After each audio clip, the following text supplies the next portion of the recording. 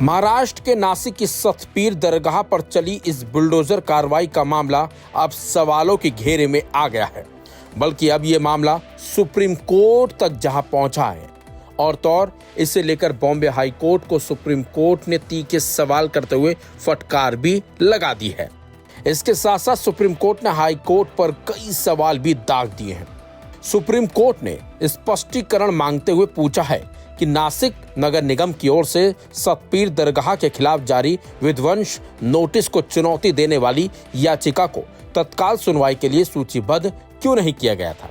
Justice PS Narasimha और justice जयमाला बागची की पीठ ने कहा कि धार्मिक संरचना के विध्वंस की आशंका की वजह से यह मामला काफी महत्वपूर्ण हो जाता है। सुप्रीम कोर्ट ने विध्वंस नोटिस पर रोक लगाते हुए बॉम्बे हाई कोर्ट की कार्यप्रणाली पर सवाल भी उठा दिए हैं। दरअसल सतपीर दरगाह नासिक के काठे गली क्षेत्र में स्थित है। ये लंबे समय से विवादों के केंद्र में रही भी है।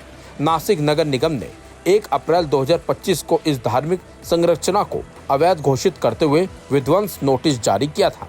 इसके खिलाफ दरगाह के पक्षकारों ने 8 अप्रैल को बॉम्बे हाई कोर्ट में याचिका दायर की थी और 9 अप्रैल से इसे तत्काल सुनवाई के लिए सूचीबद्ध करने की कोशिश की थी।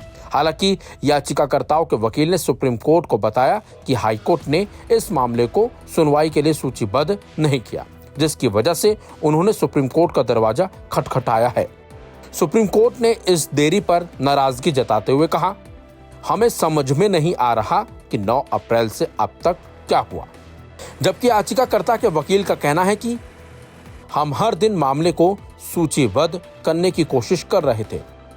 कोर्ट ने इस असामान्य स्थिति के कारण विध्वंस पर रोक लगाने का असाधारण कदम उठाया। इसी के साथ सुप्रीम कोर्ट ने उच्च न्यायालय के रजिस्ट्रार जनरल को रीट याचिका की लिस्टिंग के बारे में एक रिपोर्ट भेजने का निर्देश भी दिया है। अब इस मामले की अगली सुनवाई 21 अप्रैल को होनी है। आपको बता दें, नासिक नगर निगम ने बॉम्बे हाई कोर्ट के आदेश का हवाला देते हुए बुधवार को सतपीर दरगाह को ध्वस्त कर दिया था। इस दौरान काठे गली क्षेत्र में हिंसक झड़पें हुई थी और इन हिंसक झड़पों की वजह से 21 पुलिसकर्मी घायल भी हो गए थे और 3 पुलिस वाहन क्षतिग्रस्त हुए थे। नासिक पुलिस आयुक्त संदीप कर्णिक के मुताबिक दरगाह के ट्रस्टी मंगलवार रात से ही संरचना को हटाने की प्रक्रिया में शामिल थे, लेकिन उस्मानिया चौक से एक भीड़ ने पुलिस और स्थानीय नेताओं पर पथराव शुरू कर दिया था। स्थिति को कंट्रोल करने के लिए पुलिस को लाठीचार्ज और आंसू गैस के गोलों का इस्तेमाल करना पड़ गया था।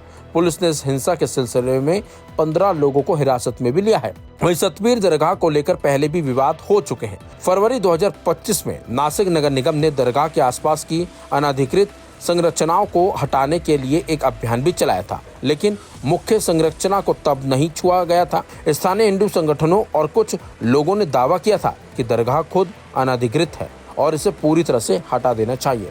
लेकिन अब सुप्रीम कोर्ट ने बॉम्बे हाई कोर्ट के रजिस्ट्रार जनरल को निर्देश दिया है कि वो इस याचिका की सूचीबद्धता के संबंध में एक रिपोर्ट प्रस्तुत करें। मामले की अगली सुनवाई 21 अप्रैल को निर्धारित की गई है। कोर्ट ने इस बात पर जोर दिया है कि विध्वंस जैसे मामलों में तत्काल सुनवाई जरूरी होती है, क्योंकि देरी से बेवजह का नुकसान होता है और ऐसा ही नुकसान यहाँ भी देखने को मिला।